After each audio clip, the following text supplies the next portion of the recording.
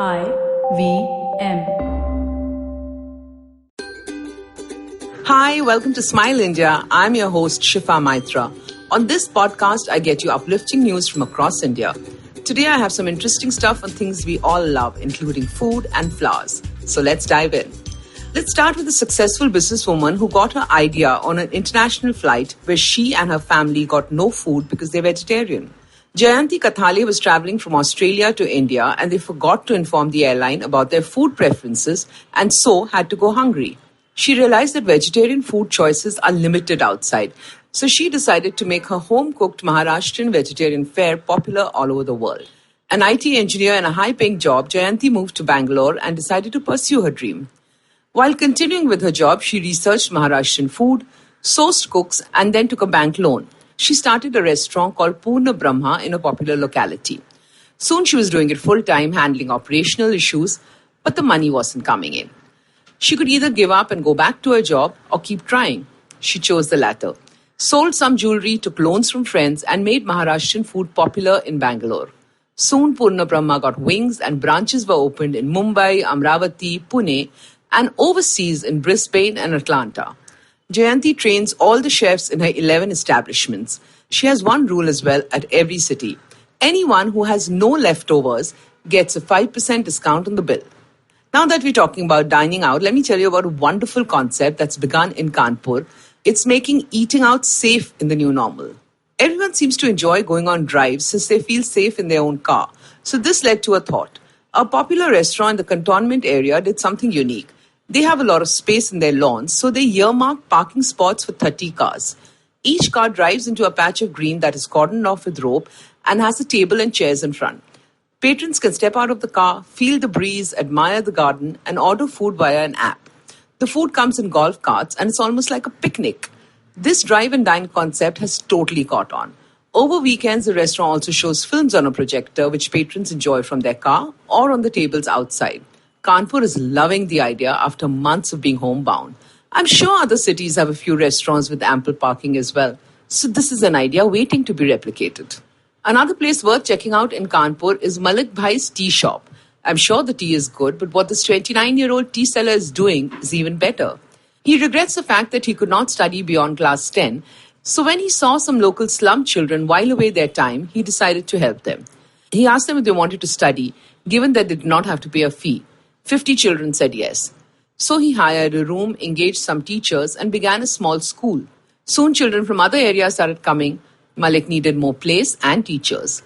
A friend helped him start an NGO, Ma Tujhe Salam, and they created a primary school where children get not just free lessons, but books, uniforms, and a midday meal as well. Malik now spends 80% of what he earns on this mission. Cricketer VVS Lakshman heard about this and congratulated him on social media. Now Malik has a few donors coming in, but he's not worried. Since he believes that help will come, he just has to keep helping children study. More power to Malik Bhai. Do you know about Phoolon Ki Rani in Gurugram? They are a company that provide beautiful flowers on a monthly basis to homes and offices in the Delhi NCR region. The owner, Swadesh Chadda, also known as Rani to friends, calls up and gets to know each client so that she can provide flowers that suit their personality. She also gives them tips on how to make each arrangement last longer. Rani, the owner, is 80 years old and on a wheelchair, but none of that stops her from sharing her love for flowers with the world. Rani always loved flowers and gardens, and when she married an army officer, she got a chance to indulge in her hobby. At each posting, she discovered new flowers and her garden was always the talk of the town. Her family recalls how she has green fingers and could grow flowers in strange places. Once she jumped into the Dal Lake to get a lotus that could be replanted in her Dehradun home. After her husband passed on, she moved in with her daughter and continued gardening.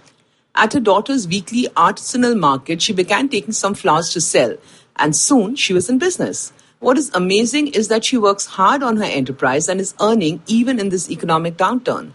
Before signing off, here are some tips for you if you are planning to start a new business. According to experts, don't look at products that will work only in the current pandemic situation. For a sustainable business model, look towards online education or online gaming. Look at genuine health products. These are shifts consumers have made. Areas that will be difficult to sustain are anything in the travel or airline business.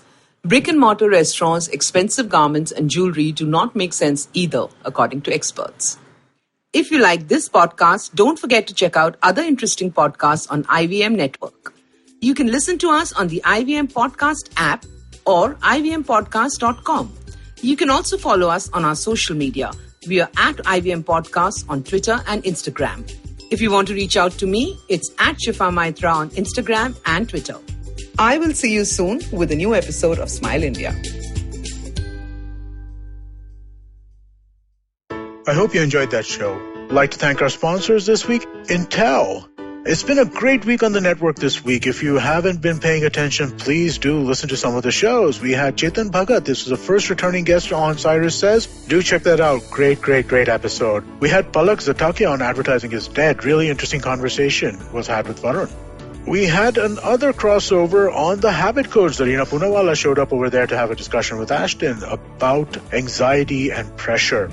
Begin the Journey with Ashish Vidyarthi continues to kill it. Please definitely do check it out. An old friend, Vijay Koshi, was on Storytellers and Storysellers. Do check that out as well. And I'd like to mention one thing. If you're a Tamil speaker, you should definitely check out our podcast, Kadai Podcast Punyan Selvan. Kavita Jiva has done a fantastic job to finish up her first story. It is the last episode which just came out last Monday. Do check it out if you speak Tamil. It is an incredible achievement. Please do check that out. And with that, hope to see you again next week.